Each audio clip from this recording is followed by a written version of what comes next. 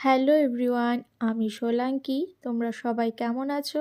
আশা করি সবাই ভালো আছো। সবাইকে অনুরোধ রইল পুরো ভিডিওটা দেখার জন্য।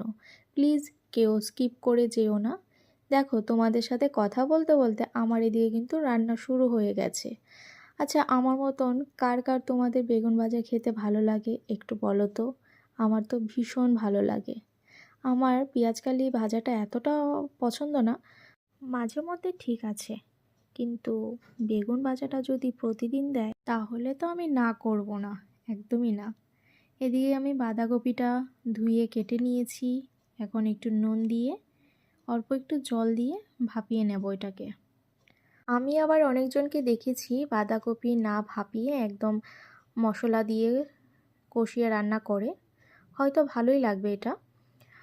তো রান্নাটা হচ্ছে যার যার মতো, অনেকে অনেক রকমভাবে রান্না করে, বাট আমি এইভাবে রান্না করি। জানি না তোমরা কে কীভাবে রান্না করো, কারণ বাঁধাকপি না ভাপিয়ে রান্না করলে একটা আমার কাছে কেমন একটা গন্ধ লাগে, তার জন্য আমি একটু ভাপিয়ে নিই।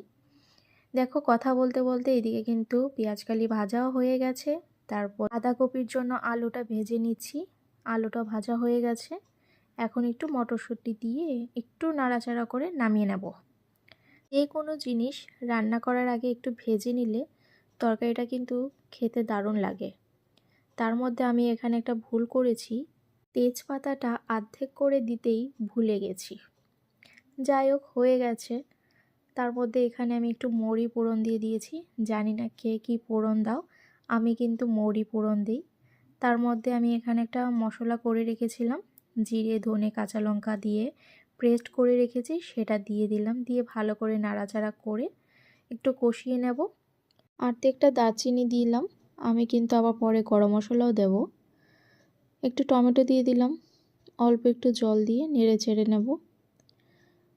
আমি এখানে অল্প একটু চিনিও দিয়ে দেব, অনেকে আবার চিনি দেয় না, তো চিনিটা দিলে টেস্টটা ভালো হয়।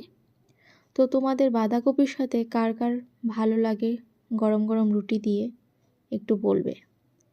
এখানে মশলাটা কষিয়ে নিয়েছি, তার সাথে এখানে আমি আলু আর মটরশুঁটিটা যেটা ভেজে রেখেছিলাম সেটাও দিয়ে দিলাম। ভাজা হয়ে গেছে, বাঁধাকপিটা দিয়ে একটু নেড়ে চেড়ে নেব, ভালো করে একটু কষিয়ে নেব। দেখো, আমার এখানে কিন্তু অনেকটা প্রায় কষানো হয়ে গেছে। এখানে তারপর আমি একটু গরম মশলা দিয়ে দেব, দিয়ে ধনে পাতা দিয়ে দিলাম, একটু ঘি দেব, দিয়ে ভালো করে মিশিয়ে নামিয়ে নেব। ভিডিওটা আর বড় করব না, অনেকটাই বড় হয়ে গেছে। তো ভিডিওটা কেমন